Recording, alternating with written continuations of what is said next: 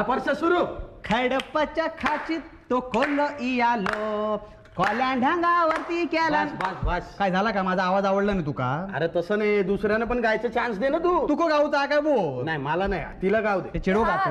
ए ते दाजीबाचं गाणं म्हणतो. ऐक दाजीबा ऐक दाजीबा ऐक दाजीबा ऐक दाजीबा ऐक दाजीबा ऐक दाजीबा ऐक दाजीबा ऐक दाजीबा ऐक दाजीबा ऐक. अगं बोल ग मग नाचूचा. परशुराम, अजूनपर्यंत आपले राजीनामे स्वीकारले गेले नाहीयेत आणि तोपर्यंत आपण नीटच वागायचं. राजीनामे स्वीकारले नाहीत मग कौशिक येतोय कशाला? मांडवली करायला का राजीनामे स्वीकारा म्हणून विनंती करायला? ते मला काय माहित नचिकेत. ए चला रे जाऊया. 4 तास वाट बघितली, अजून कौशिकचा पत्ता नाही. बस झाला आता, त्याला बसू दे बोंबलं. काय करेल करून करून तो? पैसे अडकून ठेवेल ना. मला शंका होतीच, मला शंका होतीच. कसली? या चळवळीचा सूत्रधार, द ब्रेन बिहाइंड तूच असणार. यांची कोणाची इतकी हिंमत नाही. अरे वा, आज्ञेत आहेत तुझ्या अगदी. काय माहिती का कौशिक, ब्रेन बिहाइंडच्या आज्ञेत असायला हे काही निर्बुद्ध आणि बाजार बुडगे नाहीये.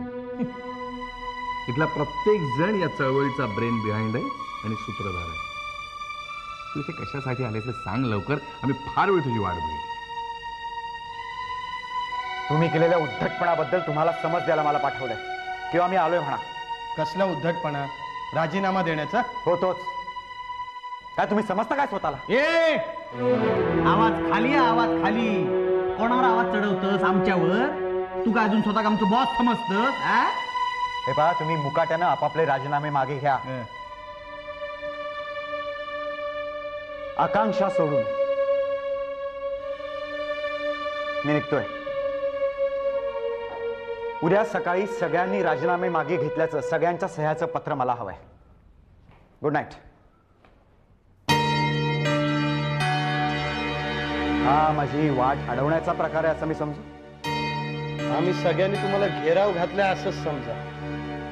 आमच्या सगळ्यांसकट मॅडमचा राजीनामा नाकारल्याचं पत्र तुम्ही आमच्या हातात द्यायचं आणि मगच सगळ्यांनी इथून बाहेर निघायचं. तुम्ही काय करता याची शुद्ध आहे का तुम्हाला? आकांक्षा, काय चाललंय हे? अन्यायाचा सामुदायिक प्रतिकार. सर, तुम्हीच ओढवून घेतलंय ते. You have invited the trouble. हे बा, मला जाऊ द्या. मी माझ्या मुलीला फोन करून सांगा तिला. अजून 2-3 तास लागतील मला. मी पोलिसांना बोलवेन. पोलिसांका जरा मोबाईल द्या. हा लावा, पोलिसांका फोन लावा. मग 4-5 तास अजून लागतील. लावा फोन, लावा. लावा ना फोन, लावा ना.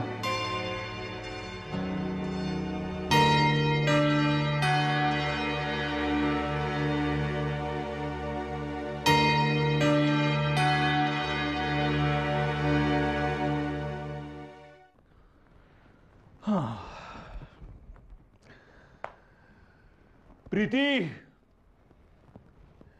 प्रीती, प्रीती. अगं बाई, काय झालं? डोकं दुखतंय का? थांबा. कुठे चाललीस? कुठे म्हणजे काय?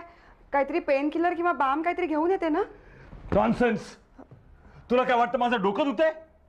आता तुम्ही इथे बसून कपाळावरती बुक्के मारत होतात, मला वाटलं डोकंच दुखतंय. याला डोकेदुखी नाही म्हणत, याला मस्तक शूळ म्हणतात. आणि तो पेन किलर किंवा बामने बरा होत नाही. त्यासाठी त्याचं कारण, समूळ कारण जे ते नष्ट व्हावं लागतं. मग कारण काय ते तरी सांगा मला. तू आहेस त्याचं कारण. अगं बाई, आता मी काय केलं आणखी? काय केलंस?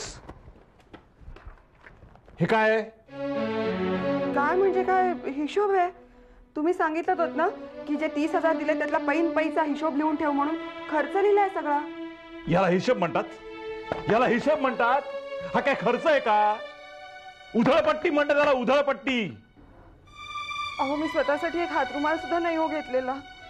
मग काय केलंस त्या पैशांचं? काय असं करता तुम्ही? पैन पैसा हिशोब लिहून दिलाय मी तुम्हाला. असं मग 2 फोन आणि 2 मोबाईलची 7,500-8 हजाराची बिलं कुठे आहेत? आणि विजेचं 2600चं बिल कुठे दिसत नाही ते? अहो तेवढी बिलं द्यायची राहून गेले. अरे काय अर्थ आहे काय हिशेबाला? आणि त्या दर्शनला किती पैसे दिलेस तू? 1-2 हजार रुपये असतील. खोटं. अहो खरं आहे. हे बघ 5-25 आकड्यांची बेरीज 30,000 आली की त्याला हिशोब नाही म्हणत. बरं तुझ्याकडे काही बिलं आहेत का? खोटी असली तरी चालतील पण बिलं दाखव ना. दाखवते ना. 1-2 दिवसात. 2 दिवसात नाही, आत्ता ह्या क्षणी. नाही ना, याचं कारण हा हिशेब खोटा आहे आणि हा हिशोब देणारी तू खोटारडी आहेस आणि म्हणून माझा मस्तक चूळ उपटलाय. मग काय करू मी आता? पुन्हा एकदा हा सगळा हिशोब लिहून आणू का? नको, त्यापेक्षा एकच कर, इथून तोंड काळं कर. कुठल्या ना कुठल्या कारणाने तुम्ही सतत मला घराबाहेर हाकलायला टपलेले असता. हे रडण्याचं नाटक पुरे कर आता. तेवढा अभिनय कळतो मला. एकदा मला या घरातून हाकललं की तुम्ही त्या आकांक्षाला या बंगल्यामध्ये आणायला मोकळे झालात. प्रीती,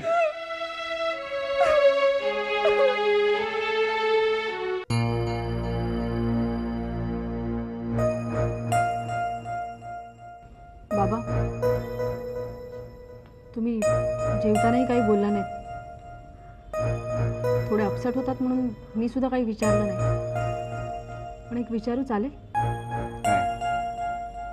काय झालंय काय नक्की ऑफिसमध्ये? तुम्ही मला सांगितलं की आपण बाहेर जेवायला जाऊयात. त्याच्याही 2 तास उशिरा तुम्ही आलात आणि आल्यापासून गप्पच आहात तुम्ही. बाबा सांगा ना, काय झालंय ऑफिसमध्ये? आय एम सॉरी जाई, मी तुला उगीच तात्काळ ठेवलं. पण हे बघ, मी खूप दमलोय आणि मला विश्रांतीची गरज आहे. तुम्ही नक्की दमलायत की काहीसे? काय काहीच काय? की काहीसे घाबरलायत? मी कशाला घाबरू? बाबा तुम्ही मला सांगाल का काय झालंय? जाई नॉट अगेन. ऑफिसशी, तिथल्या कामाशी आणि तिथे घडणाऱ्या गोष्टींशी तुझा काही एक संबंध नाहीये. संबंध नाही कसा? तिकडच्या कामाचा जर का तुमच्यावर काही बरा वाईट परिणाम होणार असेल तर त्या प्रत्येक गोष्टीशी माझा संबंध आहे. बाबा प्लीज प्लीज मला सांगा काय झालंय ते. बाबा जर आरशात चेहरा पहा तुम्ही चक्क घाबरलेले दिसताय. प्लीज मला सांगा ना काय झालंय ते. मला आज घेराव घातला ऑफिसमध्ये. काय घेराव? कशासाठी? आणि कोण आहे त्याच्या मागे? आकांक्षा आहे त्याच्या पाठीमागे. नाही हे कसं शक्य आहे? जाई चॅनलनी आकांक्षाचा राजीनामा मागितला होता. त्या शिरोडकर स्टोरी प्रकरणात तिच्या बेजबाबदारपणाची शिक्षा म्हणून. आणि इथे आकांक्षा बरोबर सगळ्या सेक्शननी राजीनामे दिलेत. नचिकेत काकांनी सुद्धा?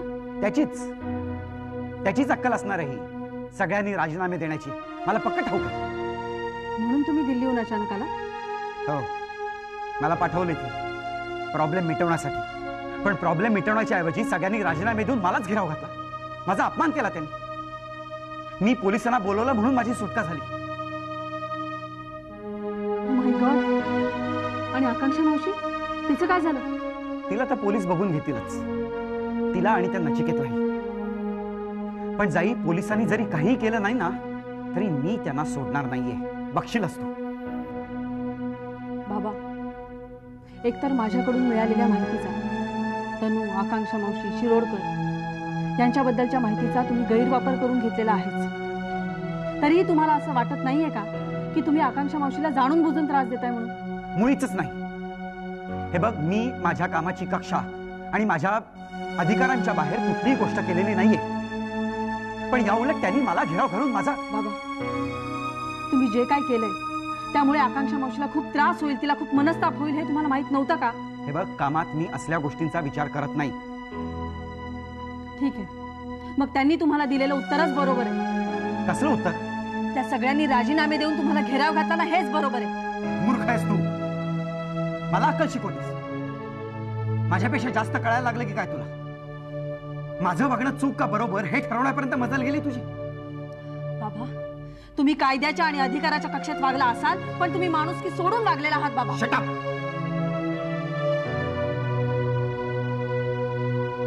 तुम्ही लोकांना जो काही त्रास दिलाय ना, तोच तुमच्या अंगाशी आलाय, किंबहुना तो आणखी तुमच्या अंगाशी येणार आहे. त्यामुळे तुम्ही हे प्रकरण अजूनही सामोपचाराने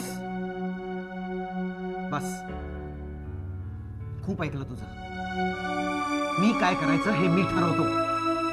मला तुझ्या सल्ल्याची गरज नाहीये.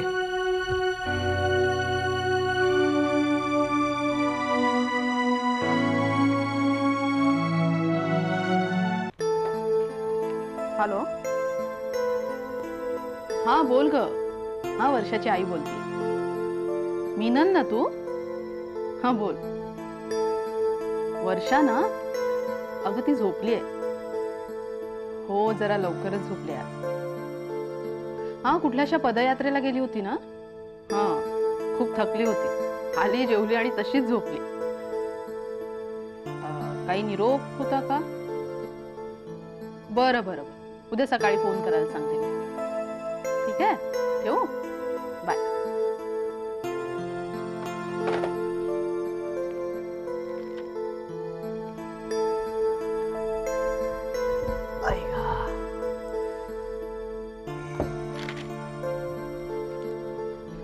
चल घे जेवायला. जेवण नाहीये. का? आज काय मी इतका उशिराने आलोय? मी तुला 7-7:30च्या दरम्यान 3 फोन केले होते जेवायला येणारेस की नाही हे विचारण्यासाठी. तिसऱ्यांदा फोन केला तेव्हा तू नंबर बघितलास आणि कट केलास. मोबाईल बघ, 2 मिस्ड कॉल असतील. त्यामुळे मी काही जेवण केलेलं नाही आणि तुझ्यासाठी ठेवलंही नाही.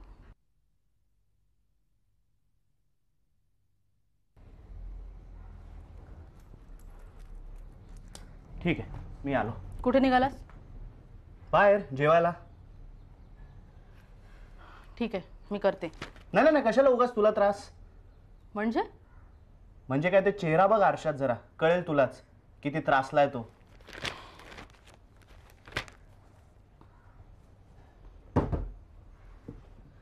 ताई काय चाललंय तुझं? कुठे काय? काही नाही. कालपासून नीट बोलत सुद्धा नाहीयेस माझ्याशी. कशाला बोलायचं? यापुढे तुला काही न बोलणं हेच ठीक.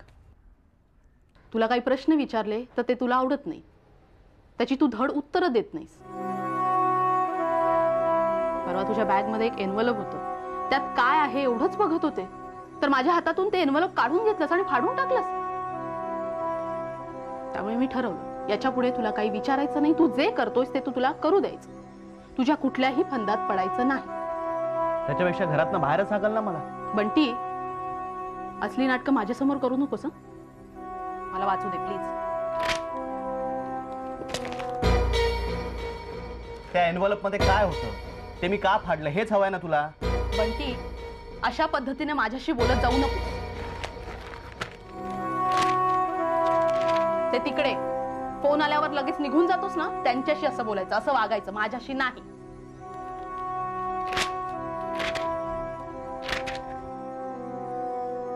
ताई, मला फोन करणारा हा घोष, हा व्यक्ती कोण आहे असं वाटतं तुला? कुणी का असे ना, मला काय करायचंय? गुंड, माफिया, कुणी असू दे. असल्या शंका नको का आणूस मनात? ती अक्षता तुझ्या काहीतरी मनात भरवत असणार. कुणी कशाला भरवायला हवं? तुझ्या हालचाली काही कमी संशयास्पद आहे? मला भीती एकाच गोष्टीची वाटते की तू कुठल्या तरी लफड्यात अडकलास तर. तसं कधी काही नाही ग होणार. ते आधी डोक्यातनं काढून टाक तुझ्या. मला जोपर्यंत खरं कळत नाही ना तोपर्यंत मी असंच समजणार. सांगतो, सगळं खरं सांगतो. आणि खरं कळलं ना की ही बातमी गुप्त ठेवणं किती आवश्यक आहे आपोआप तुलाच कळेल, मी न सांगता. ताई, मला फोन करणारा हा घोष कुणी गुंड किंवा माफिया नाहीये. हा सैन्यातला खूप वरच्या पदावरचा अधिकारी आहे. काय? हो, ब्रिगेडियर घोष. Army intelligence. अरे पण तो तुला फोन कशासाठी करतो? कारण माझं कम्प्युटर मधलं नॉलेज. मी इंडियन आर्मीला मदत करतो. कसली मदत? आणि हे तुला कुणी कधी शिकवलं? काय करतोय? ताई ताई खूप वर्षांपूर्वी शरद काका मला पोलिसांकडे घेऊन गेला होता बघ. त्यांना एक पासवर्ड ब्रेक करायचा. त्या आणि तशा कामात आज भारतातील पहिल्या 3 व्यक्तींमध्ये माझं नाव घेतलं जातं. कळलं? आणि आज हे जर कुणाला कळलं तर माझ्या जीवाला किती धोका आहे हे मी तुला सांगायला नको. आता तुझं समाधान झालं असेल तर मी बाहेर जाऊन जेवून येऊ? नाही, काही गरज नाहीये. तू कपडे बदल, मी जेवण करते तुझ्या. नाही, खरंच नको ताई. मी बाहेर जाऊन जेवून येतो.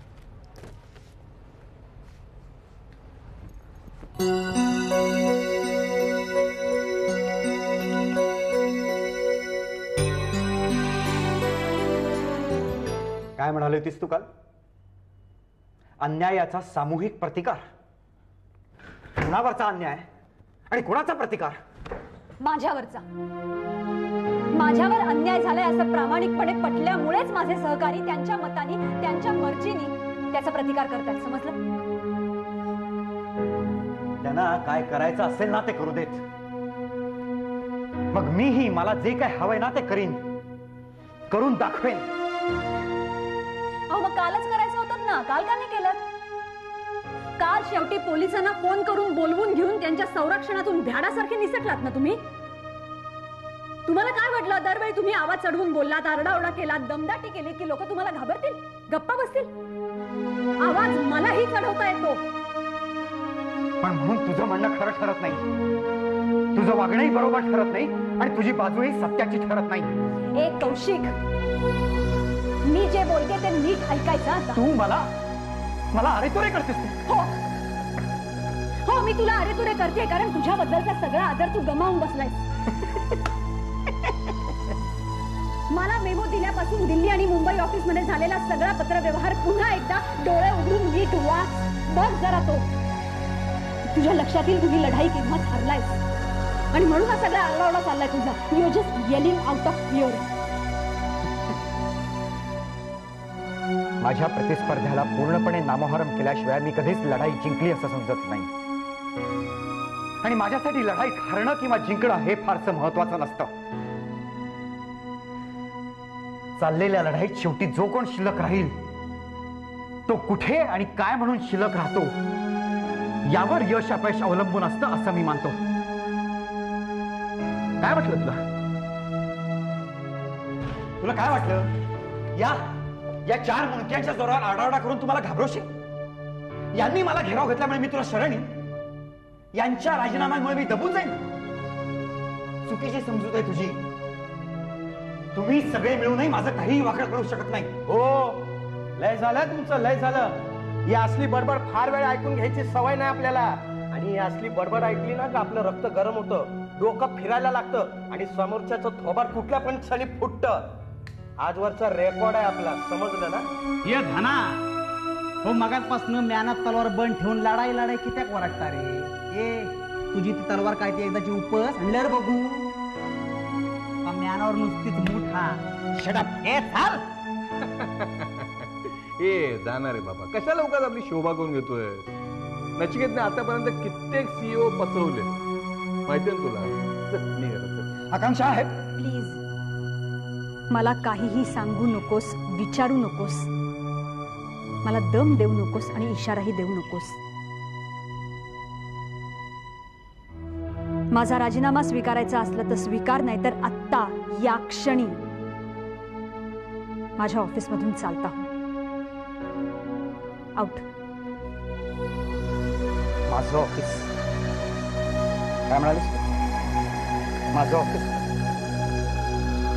ठीक आहे, बघूया किती दिवस तू आणि तुझं ऑफिस राहतं ते.